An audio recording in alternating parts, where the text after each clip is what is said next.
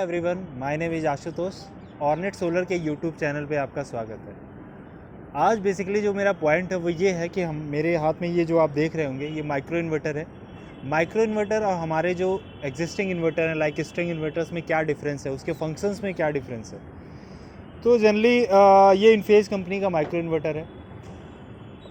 Basically जो difference होता है, ये माइक्रो इन्वर्टर में क्या होता है कि ये आपके मॉड्यूल के जस्ट नीचे माउंट होता है। तो ये अप्रॉक्स कॉम्पैक्ट साइज़ का है, 1/2 kg का इन्वर्टर है। ये आपके जस्ट मॉड्यूल के नीचे माउंट हो जाता है, आपके स्ट्रक्चर्स में माउंट हो जाता है। तो इसका जो कन्वर्जन होता है वो DC to AC कन्वर्जन आपके मॉड्यूल के नीचे ही हो जाता है। तो ये ओवरऑल आपके सिस्टम को AC सिस्टम में कन्वर्ट कर देता है।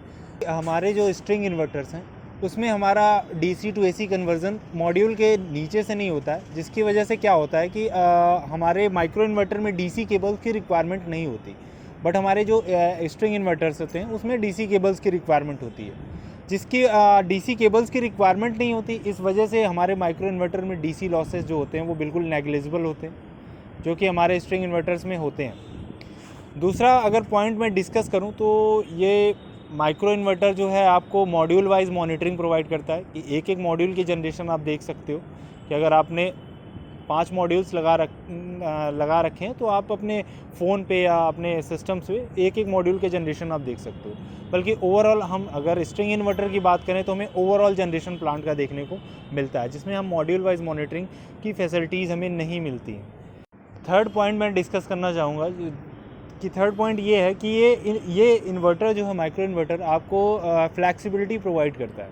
मीन्स अगर आप एक ही स्ट्रिंग में आप नंबर ऑफ़ वॉट पिक के मॉड्यूल्स लगा सकते हो, लाइक 330 के लगा सकते हो, 350 के लगा सकते हो, जो भी आपके पास अवेलेबल है। बट हमारे स्ट्रिंग इन्वर्टर में थोड़े से लिमिटेशंस हमें देखने को मिलते हैं कि हमें जनरली एक ही वॉट पिक के मॉड्यूल पूरे प्लांट में लगाते हैं। तो यहाँ पे ये माइक्रो इन्वर्टर हमें एक फ्लैक्सिबिलिटी देता है कि हम नंबर ऑफ़ वॉट पिक के जो भी हमारे मार्केट में अवेलेबल है उस वॉट पिक मॉड्यूल के साथ अपने सिस्टम को एक्सटेंड कर सकते हैं।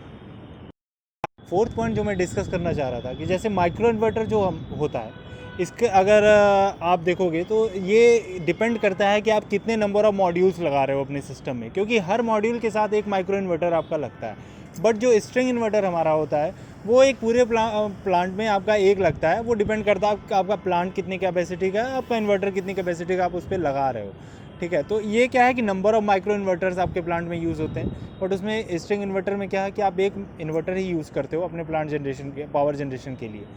और अगर मैं डिस्कस करूँ, ये एक प्लग एंड प्ले डिवाइस होता है, जिसको क्या है कि आप इसका ज़्यादा वेट नहीं है तो आप ट्रांसपोर्टेशन आपके लिए ईजी हो जाता है। बट हमारा जो हमारा स्ट्रिंग इन्वर्टर होता है उसमें क्या है कि वो थोड़ी सी बल्की साइज़ में होते हैं, तो ट्रांसपोर्टेशन में थोड़ा सा चार्जेस बढ़ जाते हैं, ट्रांसपोर्टेशन थोड़ा सा हैवी हो जाता है उसका।